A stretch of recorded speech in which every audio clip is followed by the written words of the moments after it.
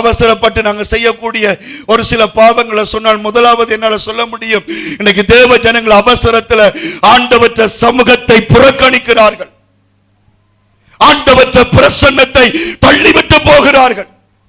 அவசரத்துல இன்றைக்கு அடுத்த பிரசங்கம் பிடிக்கவில்லை, அதனால சேச்ச உதறுகிறது. இன்றைக்கு சேச்சுக்கு வரும் பொழுது யாரோ ஒரு விசுவாசி என்னத்தையோ கதைச்சிட்டது, அதற்காக சேச்ச தூக்கி எறிகிறது. எனக்கு அருமையான தேவனுடைய பிள்ளைகளே, கர்த்தருடைய சமூகத்தை ஒரு நாளும் அவசரப்பட்டு நாங்கள் புறக்கணிக்க கூடாது. அதை நாங்கள் கடைபிடிச்சு வாழ வேண்டும். கையை தட்டி ஆண்டவருடைய வசனத்தை அங்கீகரி.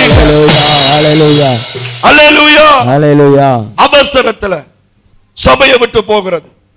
பாஸ்டரோட கதைக்க மாட்டேன், பாஸ்டர் நம்பரை போட்டு பிளாக் பண்றது.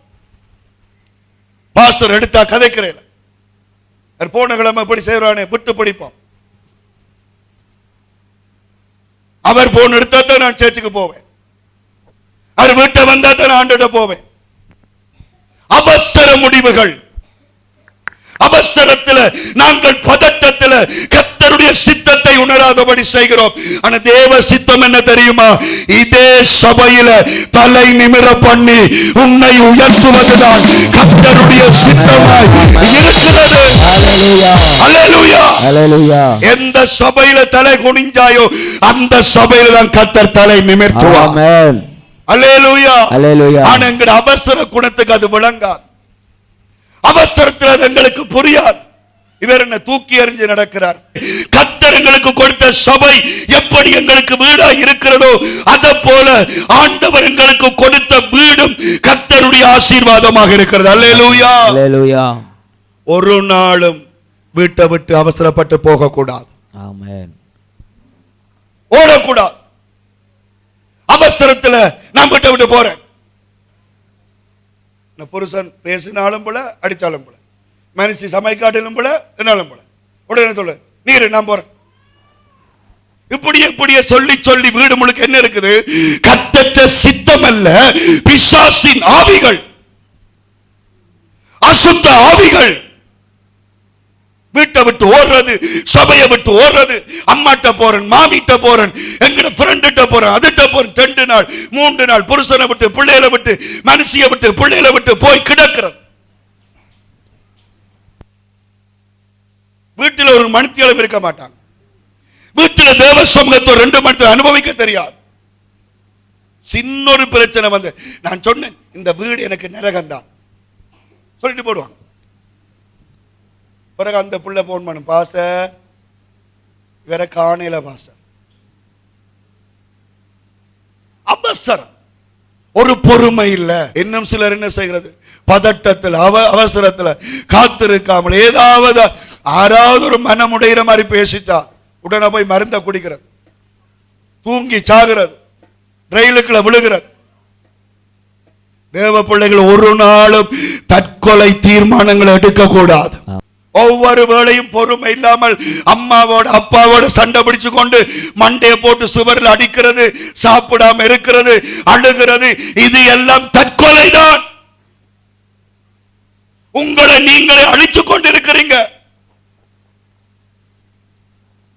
இப்படித்தான் ஒரு தாய், உண்மையா நடந்த ஒரு சம்பவம். பிள்ளைகள் குளப்படியோரே சரியா கஷ்டப்பட்டு வளர்த்துச்சது, பிள்ளைகள் குளப்படி. இப்ப அந்த தாய் என்ன செய்தது? மண்ணெண்ண போத்துல எடுத்து தீப்பட்டியம் எடுத்து சொல்லிச்சது, நீங்க தொடர்ந்து குளப்படி விட்டா அப்பாவும் வீட்டில் ஒழுங்கு இல்ல, நீங்களும் இப்படி குளப்படி அம்மாவால இருக்கலாது, அம்மா செத்து போடுவன். புத்தி சொல்ல வழுக்கட்டு மனுஷி மறந்து போய் மண்ணெண்ணியை ஊத்தி நெருப்பு வச்சு. என்ன பிரயோசனம்? அவசரங்கள். நீங்க குடிச்ச பன்னோட திருப்பி எடுக்கலுமா? இல்ல நீங்க ஒரு மருந்து குடிச்சிருங்க, ஆஸ்பத்திரியில கொண்டு போய் விளக்கு மாறுகளை ஓட்டி வழி எடுக்கிறாங்க, எடுத்துட்டு விளக்கு மாறுக்கும் தும்பு தடிக்கும் காசு பண்ணிட்டு விடுவாங்க. நீங்க நினைக்கிறீங்களா எல்லாம் வழியா வந்துட்டு? அங்க குடலுக்குள்ள இருக்கும் அந்த மருந்து. ஏசப்பாண்ட சித்தம் நீ 80 வயசுல சாக வேணும் என்று இருக்கும். ஆனா உங்க அவசரத்துல எத்தனை வயசுல சாவ? 70ல சாவாய். அவசரப்படாதே. என்ன பிரச்சனை வந்தாலும் நான் உன்னை விட்டு விலகுவதும் இல்லை, உன்னை கைவிடுவதும் இல்லை என்று கர்த்தர் வாக்கு கொடுத்திருக்கிறார். அவர் மறப்பதில்லை, அவர் மறப்பதில்லை. அல்லேலூயா, அல்லேலூயா. நீ சாக கூடாது, நீ சாக கூடாது, நீ சாக கூடாது. நீ இந்த இடத்தை விட்டு ஓடக்கூடாது, நீ சபையை விட்டு பிரியக்கூடாது. கர்த்தர் உன்னை பச்சையான ஒலிவ மர கன்றை போல உன்னை உயர்த்த வல்லவராயிருக்கிறார். அல்லேலூயா, அல்லேலூயா, அல்லேலூயா, அல்லேலூயா. வாலிப பிள்ளைகளுக்கும் ஒன்றை சொல்லுகிறேன், அவசரப்பட்டு கர்த்தருடைய சித்தத்துக்கு காத்திருக்காமல் கண்டதுகளோட ஓடாதேங்க, கண்டவங்களோட ஓடாதேங்க. அந்த தாதி அவசரத்தில் ஓடி காலம் முறிச்சது போல இன்றைக்கு நிறைய பேர் காதலிக்கிற வயசுல ஒன்றும் தெரியாது, தேவனுடைய சித்தம் புரியாது, ஆண்டவற்ற பிரசன்னம் புரியாது. ஆனாலும் ஆண்டவற்ற பிள்ளைகள் சரியான வயசு வரை காத்திருக்க வேண்டும். தேவனுக்காக காத்திருக்கும் பொழுது வாழ்க்கைகள் ஆசீர்வதிக்கப்படும். இது ஆசை வந்த உடனேயே சுகமா இருக்கிறீங்களா, சாப்பிட்டீங்களா, நித்திர கொண்டுட்டீங்களா, செட்டிங் பண்ணிட்டு முதல் நாள் செட்டிங் பண்ணிட்டு அடுத்த நாள் ஓடுறது, அடுத்த நாள் ஓடிட்டு 3 மாசம் வீட்டை வந்திருக்கிறேன். ஏன் ஏன் இந்த துன்பம்? இங்க சபை இல்லையா, இங்கே ஊழியர்கள் இல்லையா, உங்களை ஆசீர்வதிக்கிற தெய்வம் இல்லையா? இந்த ஆலயத்தில் கர்த்தர் உங்களுக்கு ஒரு பரிசுத்த மெய் விவாகத்தை செய்து உங்களை ஆசீர்வதிக்க மாட்டாரா?